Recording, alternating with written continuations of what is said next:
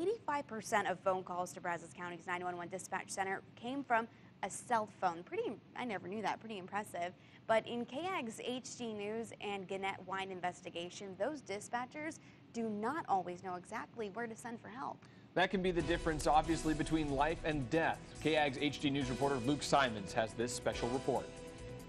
I'm in a car in a lake. Where? A woman in desperate need of help, sinking in her car, and her only way to find help, calling 911 on a cell phone. It's a tragic story. Chanel Anderson knew where she was, but her cell phone did not. She told 911 where she was exactly. That call happening in Georgia, but it's something that could happen anywhere.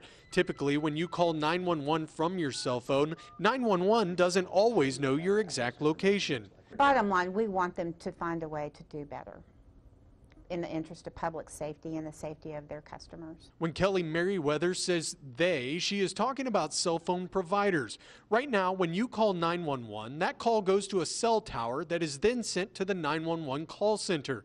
The address of your phone is not sent immediately. Instead, the 911 computer system has to ask for the location information. The carriers are complying with what the FCC is requiring them to do at this point. And I think over the course of the last 10 to 15 years, since cell phone use has become so prevalent, the FCC sees a need to improve that information, and they're taking steps now. If the phone can find us, we should be able to find the phone. Admiral David Simpson is chief of the FCC's Public Safety and Homeland Security Bureau. Last month, after the tragedy in Georgia, the FCC adopted new rules, giving cell phone companies 6 years to improve location information for at least 80% of calls to 911. The FCC has taken several steps, but it takes time for the federal government to get those steps put in place. Luckily for Brazos County residents, the 911 center here is up to date. They have the latest technology and updated maps to help find someone, but there are times it's not always exact. You know, but in the heat of the moment, people expect to be able to dial 911 and get their location without having to worry, am I in a basement? What kind of cell coverage do I have right here?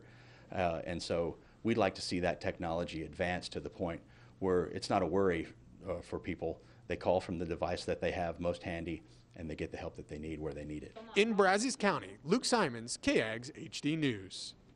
The FCC wants to help developers come up with a single nationwide 911 app, but they say that could still be years away.